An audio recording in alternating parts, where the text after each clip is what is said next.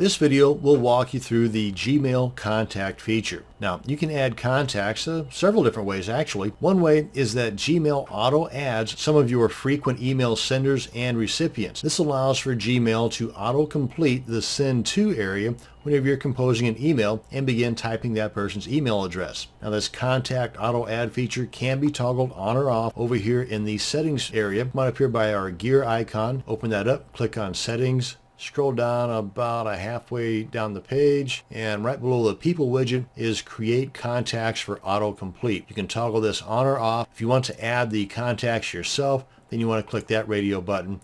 Come on down here and click on save changes. I don't. I'd rather the auto feature be left on, so I'm just going to leave that alone. Come on back over here to our inbox.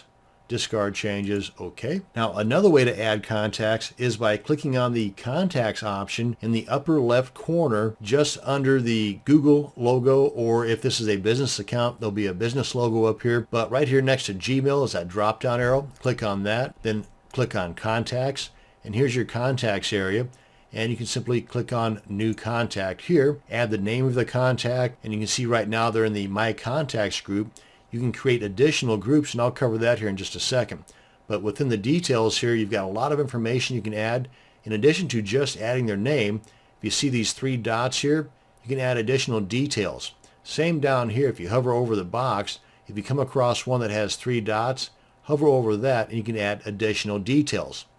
For example, add a prefix, first, middle, and last name, as well as a suffix.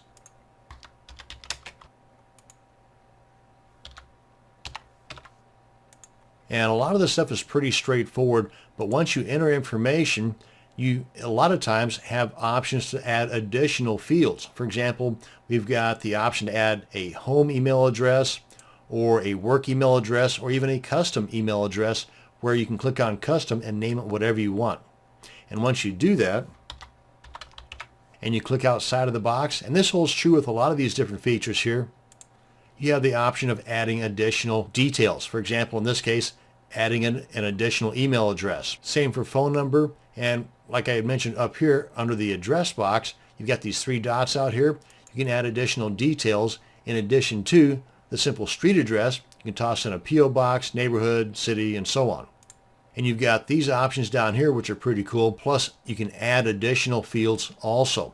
For example, this particular person maybe has children, and you want to add a custom box here for the names of their children or the ages of their children. You can also do a lot of that stuff right over here in the add a note box. Now up here in the top right, you can add an invite. This is if you have a Google Plus account. You can also add them to particular circles, or you can create a new circle for this particular person or the people that you are creating this group for. Speaking of groups, you come on up here.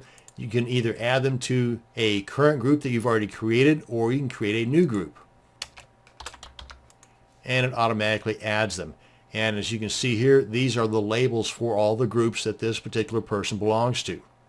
And these groups really do come in handy in helping you keep things organized as far as your contacts are concerned. For example, if you want to mass email a whole bunch of people in this doctors group, then all you have to do is come up here and begin to compose your email, and then just type in the to box.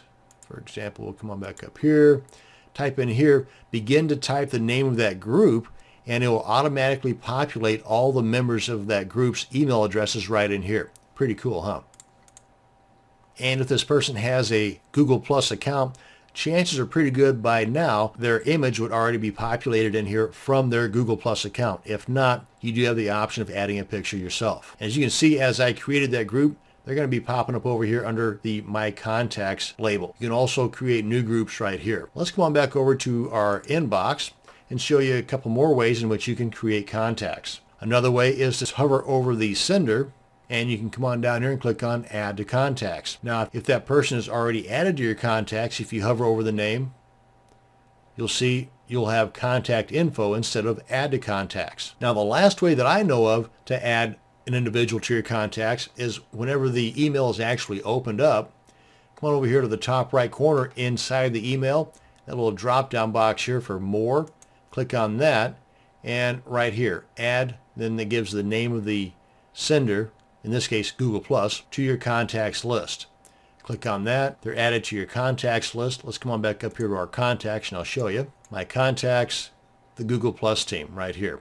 But if we open that up, and you'll see that the only details that are filled in are the email address. So I would go ahead and add all the other details while you're there, while you're thinking about it. That way all of your contacts and your groups and your Gmail are as organized as possible. This is the end of our video on Gmail contacts. Thanks for watching, and you have a great day.